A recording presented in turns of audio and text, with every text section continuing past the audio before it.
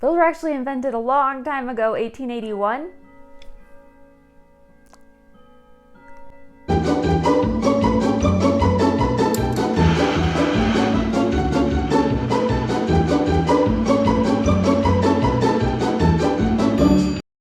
Hello, vintage neighbors. Welcome to the Vintage Girl Next Door. My name is Laci, and today is a video that I have gotten so many questions about. So what we are going to talk about today is how do you know what era a piece of clothing is from? So we're talking about dating vintage today.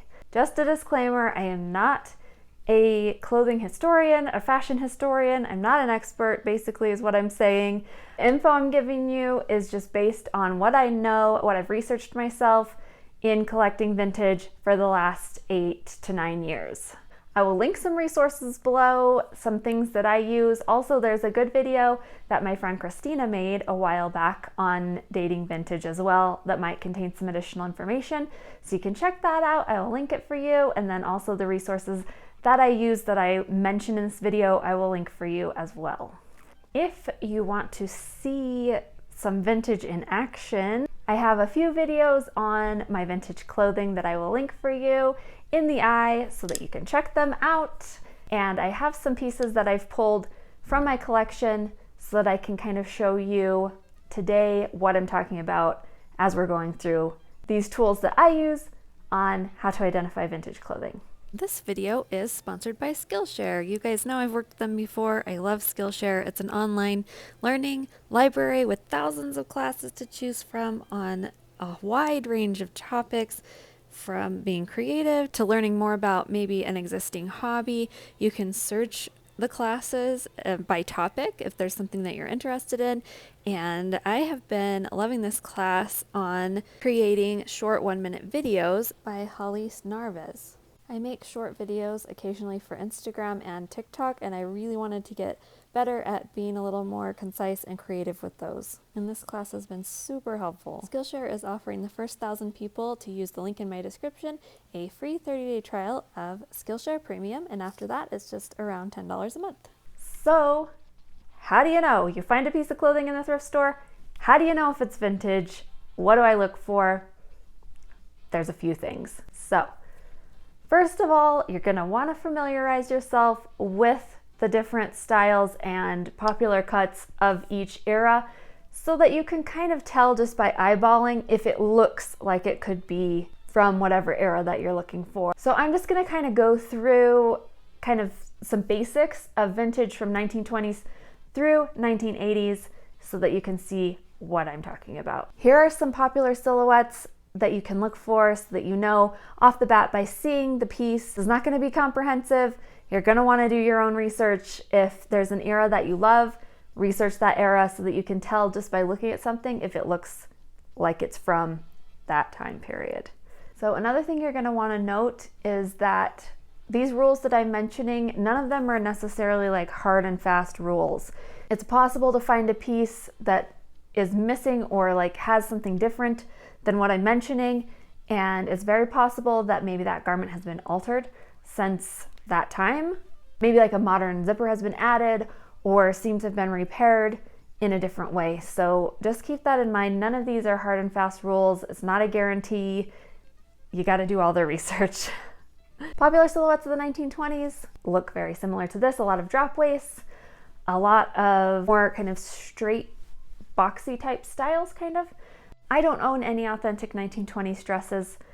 I do own some early 30s, so we'll get to that. 1930s fashion, you're going to see a little slimmer waist. You're going to see a lot of bias cut dresses. You're also going to see like puff sleeve, things like that you're going to want to look for 1930s.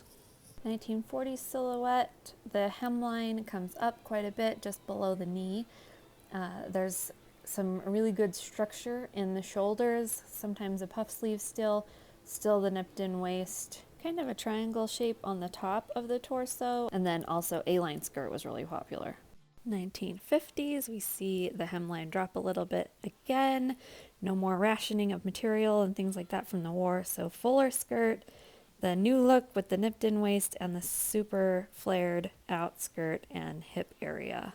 And the early 60s is very similar to the 50s, honestly, and then moves into the more structured and more pencil skirts, a higher hemline hitting around the knee, things like that.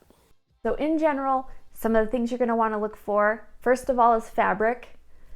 Most vintage clothing, if it's from the early 60s on back, is going to be more natural fabrics. So you're going to look for silk, you're going to look for cotton, you're going to look for wool, things like that. Synthetic fabrics are going to come a little later in the timeline. So mid 60s, then you're going to start getting things like polyester coming in, and especially 70s for sure, polyester. Also big in the 40s is rayon, cold rayon, things like that. So if you're not familiar with those fabrics, you could maybe take a look at those so that you can recognize what they look like when you see them. Another important thing that you're going to want to check is the clothing fasteners. Does it have a zipper? Does it have snaps? How is this piece of clothing fastened to your body, basically? The zipper was actually invented in 1917, and some a little earlier, but that's like officially when it was patented is in 1917. However, it did not make an appearance in general in clothing until 1937. So clothing before 1937, you're looking probably at some snaps, hook and eyes.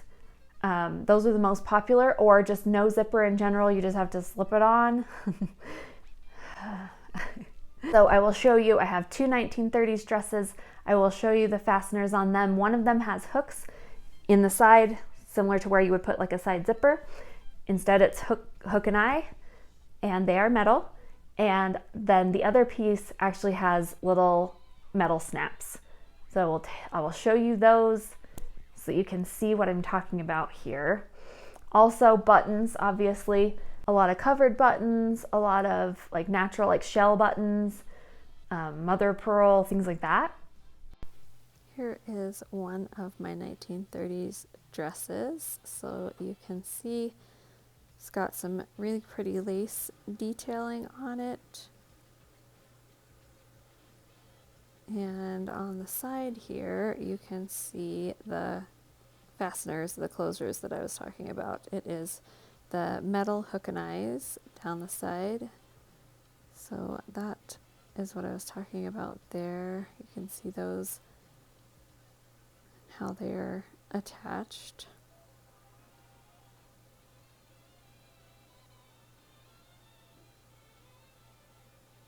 And here is another beautiful 1930s dress. You can see the structure of it as I was describing, that with the puff sleeves. It looks a lot like a lot of the dresses in the pictures. It has a lot of beading, and there's a hook and eye at the neck, covered buttons down the front that are just decorative. And then here on the side, you can see it has some metal snaps to close. 1937 and up, probably going to have a zipper, and it's probably going to be a metal zipper. So you're going to want to look for a metal zipper. Plastic zippers started kind of more mid 60s and up, and then if it's an invisible zipper, you're looking at the 90s. So you can tell a lot from how the garment is fastened. Here's an example of a 1940s dress. And here is that metal zipper that I was talking about.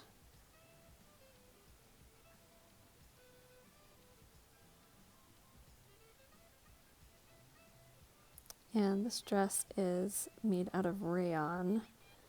And so is this one, and it has a metal side zipper. So you can see what I was referring to there as well. Another important thing to look for is the seam finishes. You're going to want to look inside that garment. You're going to want to see how it is sewn together. So a lot of hand stitching is a good sign.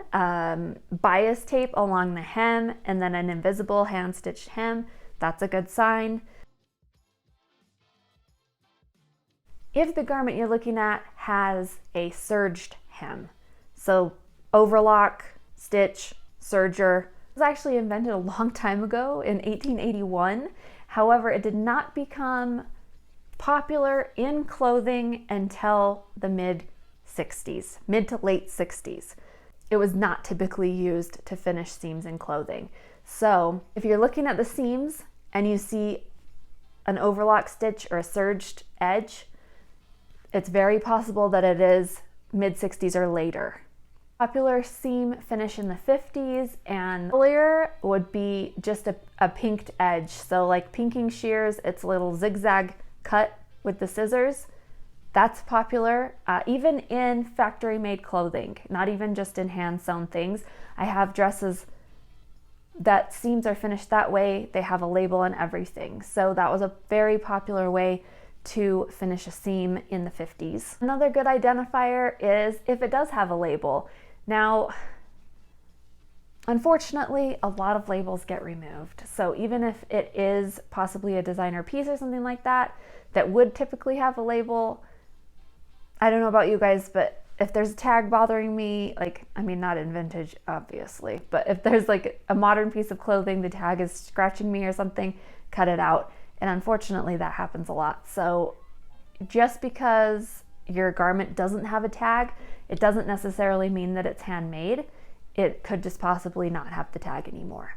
So that's not always the best way to identify if a garment is vintage. However, if it does have a label, that is excellent and you can check it out. So there is a very helpful website that has a catalog of a lot of different labels and the era that it's from that I like to use. I have the website bookmarked on my phone so that I can pull it out and check it out if there is a label that I don't recognize that I come across. So I will be sure and link that for you. And it is called vintagefashionguild.org, and you can search alphabetically through their labels so you can see if the one that you're looking for, what era it is from.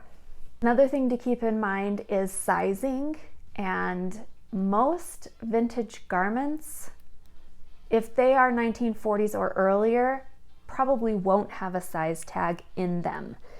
1950s and up typically is where I start to see size tags, and the sizes are not the same. A lot of you have asked that question. If vintage sizing is the same as modern sizing, no, it is not. We have a lot of vanity sizing going on now, so the numbers are smaller. It is a little bit difficult to know. When you're shopping for vintage, I would just always go off of your measurements. That's the easiest way and the best way to know if something is going to fit you or not.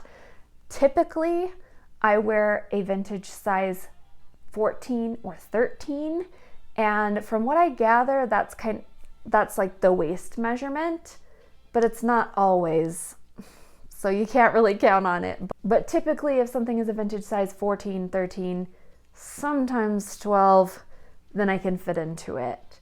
However, those sizes change based on the era. It's very hard, so I would just automatically, I would go off of your measurements. Another thing with vintage labels is that typically clothing from the mid to early 60s and on back will not have a care tag inside.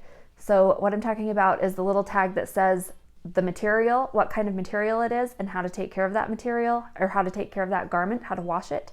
That will not be in a vintage garment older than 1960 typically. So if you have one of those tags inside, likely you're looking at something that is mid 60s on up. Another good thing to keep in mind is a union tag. If it has the little, I'll show you a picture of what that looks like. If it has that little tag in, that makes it a little easier to date, because those tags have certain designs based on what era you're looking at. Okay, to sum it all up, what are we looking for to date vintage? We're looking at the silhouette, how the clothing looks. Number 2, fabric. What is it made out of? Can you tell? Does it seem like it's synthetic, or does it seem like it's a natural fabric? Number 3, seam finishes. How is the garment put together? Number 4, fasteners. Is it a zipper? Is it a metal zipper? Is it a plastic zipper? Is it snaps or hooks or buttons? How do you fasten the garment? Also, number 5, does it have a label? Can you look up the label? Does it have a care tag? Does it have a size tag? All important questions when you're looking to date a garment and identify which era is your vintage garment from. I sure hope this video has been helpful for you. Like I said, I will link some resources below so you can become a little bit more familiar and get some more information if you so desire. If this was a helpful video, feel free to give it a thumbs up. I sure appreciate that. Leave me a comment. Maybe let us know in the vintage neighborhood what are some other things you look for when you're dating vintage garments. If you are new here and you have not subscribed already, please do so. I would love to have you stick around with me in this vintage neighborhood for more of our vintage fun. Also, feel free to leave me a comment on any ideas for videos that you would like to see or questions that you might have that I could possibly do a video about, because I have a lot of fun ideas, but I always love to hear from my vintage neighbors what is it that you guys would like to see from me, and I will do my best to make that happen. Thank you all so much for being here. Thank you for your kind comments and kind words. Read all of them even if I can't respond. I sure appreciate you taking the time to leave those comments. It makes my day every time to hear from my vintage neighbors. And I hope that wherever you are in the world, you are feeling safe and you are feeling loved. And I will see you very soon in my next video. Bye.